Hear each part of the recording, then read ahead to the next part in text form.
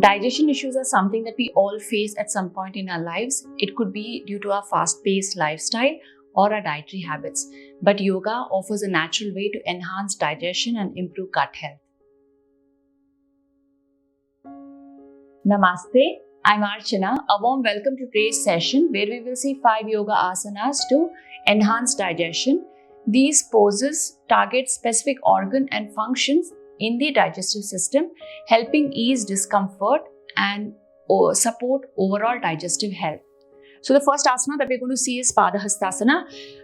Raise your arms towards the ceiling, arms in line with your ears, hinge at your hip. So we're not arching your back, hinge at your hip, fold forward. As you breathe out, bring your hands either on the mat, ankle or thigh. Just remember not to place it on your knees. If the back of your legs are really tight, you can bend your knees. Take a deep breath in. Your gaze is at the floor. As you breathe out, press your belly towards your thigh. Again, inhale. As you exhale, further down. Now, when you know you can't go any further, the next time you exhale, bring the crown of the head towards the mat. This increases blood flow to the abdominal organs, which is very necessary to enhance digestion. Take another deep breath in. Completely breathe out. You can stay here to begin with for 15 seconds, then move to 30 and slowly progress to a minute. Now, for any reason you have dizziness, then you can keep your gaze looking at the mat. You don't have to bring the crown of the head in the direction of the mat. And when you come out of the pose, very slowly roll up. The next asana that we're going to be doing is Ardha Kati Chakrasana. Feet is hip width apart.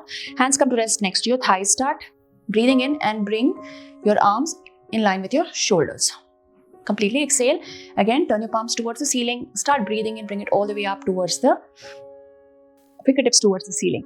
As you breathe out, start leaning towards the left. We're not twisting here. Trying to bring your left fingertips towards the mat. Inhale, exhale. Again, breathe in. Completely breathe out.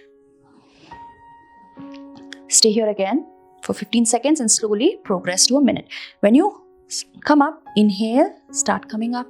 Reach your hands up towards the ceiling. Very slowly, arms in line with your shoulders. When you do this slowly, you'll notice different sensations. Turn your palms down and slowly bring it back. On the other side, inhale. 90 degrees, palms towards the ceiling, exhale. Again, start breathing in. Your breath is really important when you do this practice. Reach your fingertips up towards the ceiling. As you breathe out, lean to the other side. With most, gastrointestinal disorders, very important to bring about resting your digestive system. So your breath is one way that you can, really relax your abdominal organs. Exhale, down. You can always extend that elbow, keep it bent, focus more on an expansion on one side, compression on the other. Start breathing in, come up. Reach that hand up. Completely breathe out.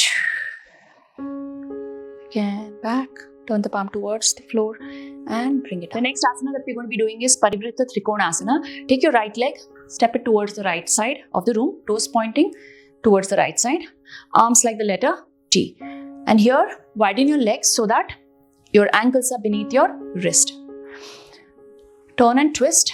Bring your left hand in line with your right foot. Now, as you breathe out, then bring your hand towards the floor. Here, you can keep it all this way. Send that right hand up towards the ceiling and focusing on the twist. Your gaze can be at your toes towards the wall or towards your fingertips, depending on how your neck feels. Your hands can also stay at your ankle. What is important is you're focusing on the twist. This helps to detoxify. When you're coming out of the pose, bring your hands back, come up straight, looking at the right side, and then untwist. The other side, left leg towards the left side.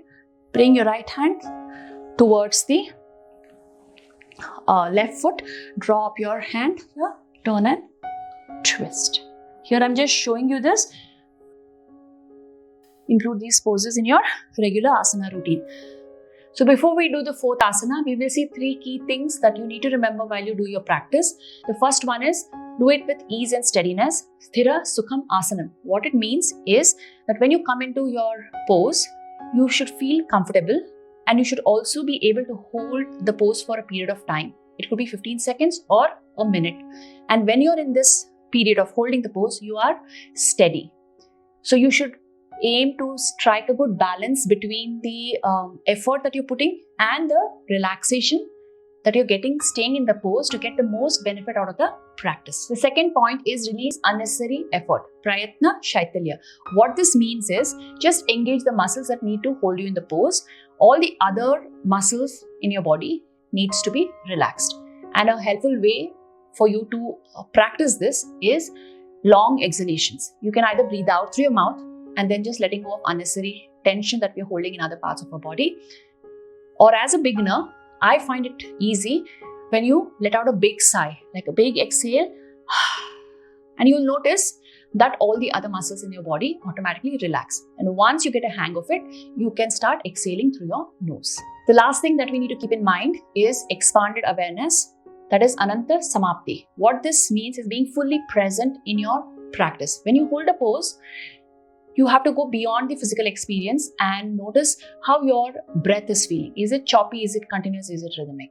Is the different sensations? Are you feeling any warmth, tingling, any kind of sensation that you're noticing in your body?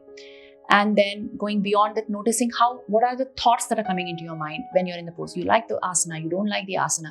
So just being completely aware, that way you can connect deeply with your practice.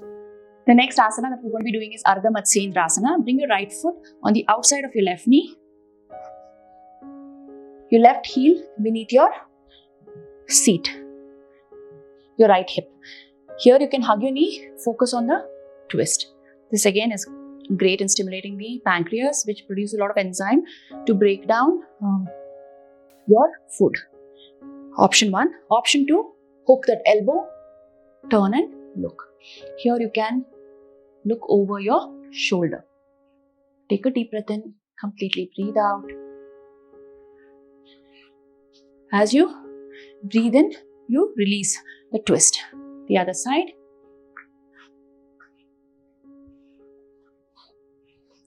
Either you're hugging, turning and twisting.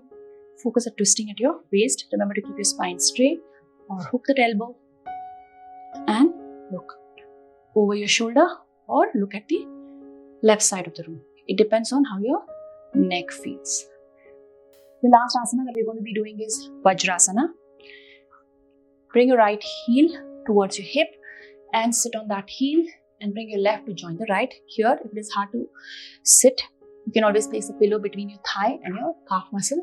I have a more detailed video on how to do Vajrasana. I'll leave a link up here. Sit tall. You can place your palms in receiving position. Stay here, close your eyes, focus on your breath. This is one asana that you can do immediately after eating your food too. Generally, there's always a meal gap before you do any asanas, any practice in yoga. But Vajrasana is something that you can do even immediately after eating a meal, and it is great for digestion. Thank you so much for joining me in today's session. Practicing these asanas regularly can enhance your digestive system and your overall well-being. But remember that it's not just the asanas, but also what you eat, when you eat, how you eat, how often you eat also plays a key role. So if you want to know more about this, write to me in the comments below. If you're new here, remember to subscribe to my channel. If you thought this class was valuable, please like and share. Namaste.